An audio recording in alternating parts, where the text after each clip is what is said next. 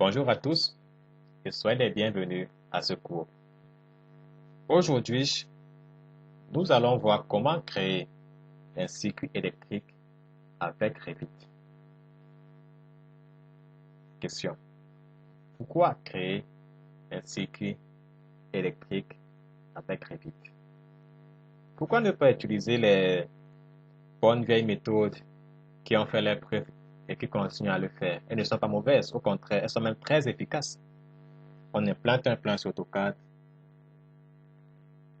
on va sur Excel et tout, on fait des quantitatifs, on fait des calculs, on va dans un logiciel de bilan de puissance, on sent un bilan de puissance, on revient sur AutoCAD, faire les ajustements et tout.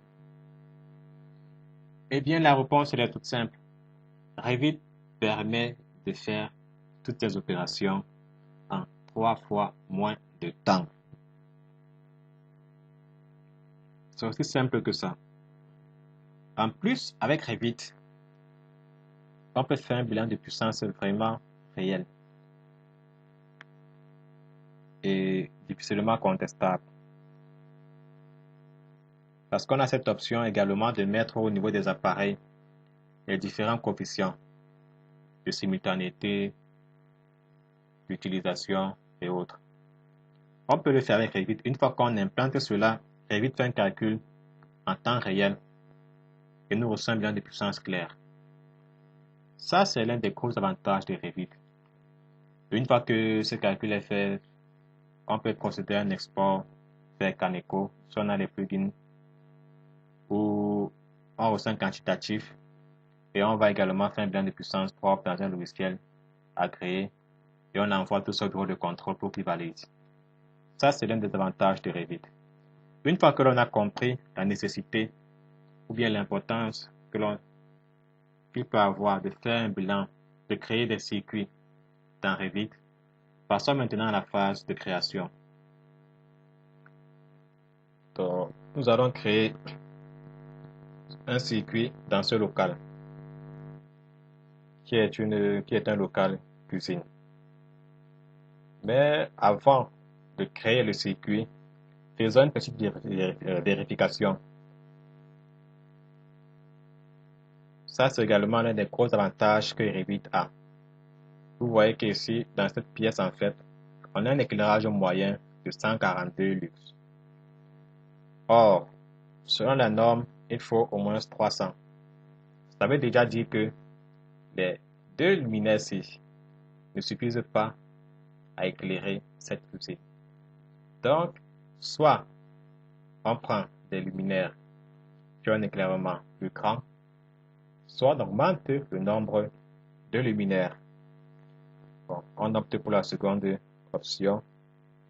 Et voici comment est-ce qu'il faut procéder. On copie.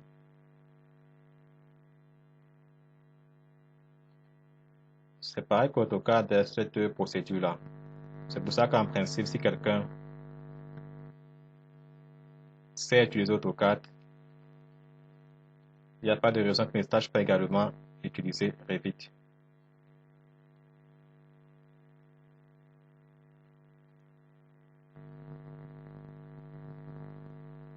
On décale pour essayer de quand même faire un truc symétrique. C'est aussi important. Ok. Une fois que c'est fait, oui, on vient vérifier. On a 284 lux. On n'atteint pas encore. Bon, on accepte là comme ça pour l'instant. C'est pas ça le but du cours d'aujourd'hui.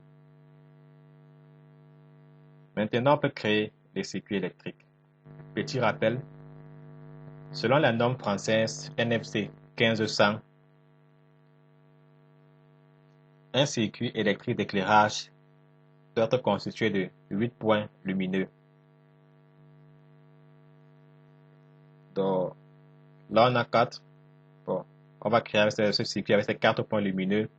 Mais juste pour dire que on peut encore ajouter 4 autres luminaires et former un circuit électrique. À ce circuit électrique. Comment créer le circuit? En fait, c'est très simple.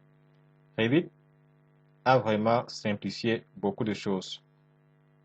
Tout ce qu'il faut faire, c'est sélectionner. Une fois qu'on sélectionne, on vient là, sur cet onglet, sur cette touche, on appuie et le circuit est créé. On sélectionne le panneau. Bon, il n'y a qu'un seul, c'est le TD1. Le voici, ce tableau.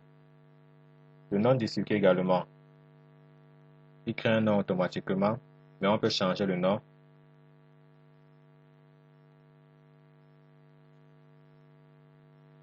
On renomme, on dit éclairage,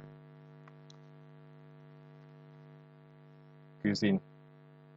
Une fois que le nom a été renommé, également, par défaut, il donne l'intensité du disjoncteur à 20 ampères. Mais selon la norme également, NFC 1500,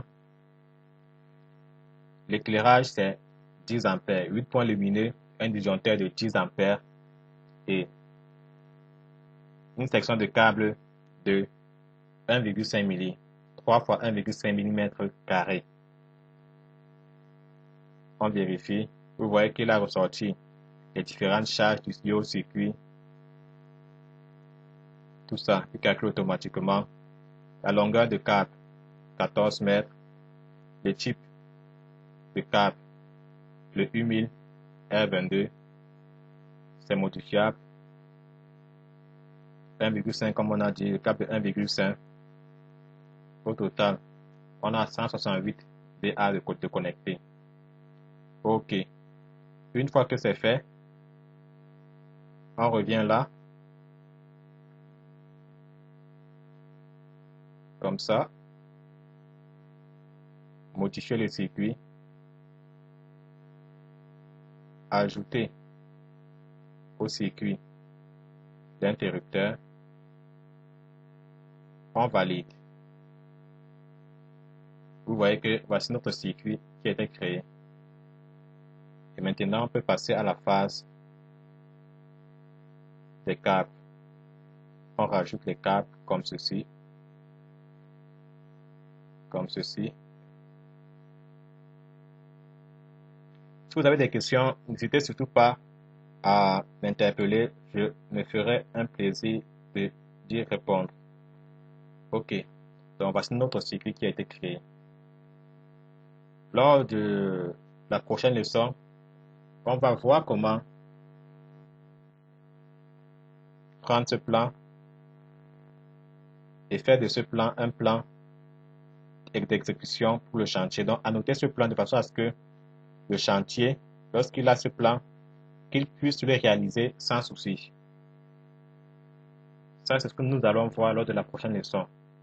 Et ça sera également, vous allez également comprendre en fait toute la puissance de Revit. Comment est-ce qu'il permet de concevoir un plan, à la fois de concevoir un plan et également de réaliser un plan d'exécution chantier en un temps record, de façon vraiment intuitive et de façon vraiment simplifiée. Donc, j'espère que vous avez aimé ce cours et que vous serez nombreux pour le prochain. Bonne journée à tous.